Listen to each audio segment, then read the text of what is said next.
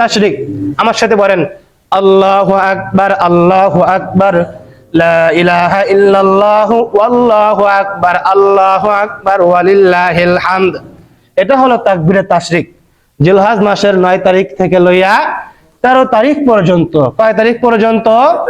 13 তারিখ পর্যন্ত যত নামাজ আছে, অর্থাৎ যত ফরজ নামাজগুলো আছে, প্রত্যেক ফরজ নামাজের পরেই এই তাকবীরে তাশরিক আমাদের সকলকে কি করতে হবে?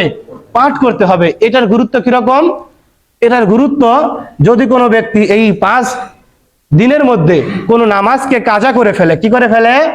কোনো নামাজকে, এক ওয়াক্ত নামাজকেও যদি কাজা করে ফেলে, যখন ওই ব্যক্তি 5 দিনের মধ্যেই কাজা নামাজকে আদায় করবে, ওই কাজা নামাজ আদায় করার সঙ্গে সঙ্গে তাকবীরে তাশরিক এটাকেও কাজা করতে হবে।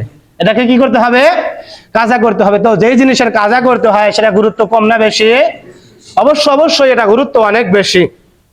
তো এটা 2 ধরনের পড়তে পারেন।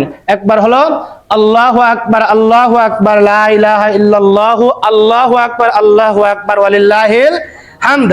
আবার যদি পড়েন আল্লাহু আকবার, আল্লাহু আকবার, লা ইলাহা ইল্লাল্লাহু, আল্লাহু আকবার, আল্লাহু আকবার ওয়ালিল্লাহিল হামদ। আল্লাহু আকবার ওয়ালিল্লাহিল হামদের আগে যে 2 বার আল্লাহু আকবার পড়তে হয়, সেটা একবার আল্লাহু আকবার পড়তে পারেন। এটা বললে অনেক সওয়াব আছে।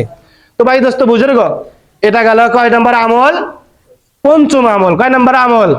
পঞ্চম আমল, অর্থাৎ 5 নম্বর আমল গেল এইটা।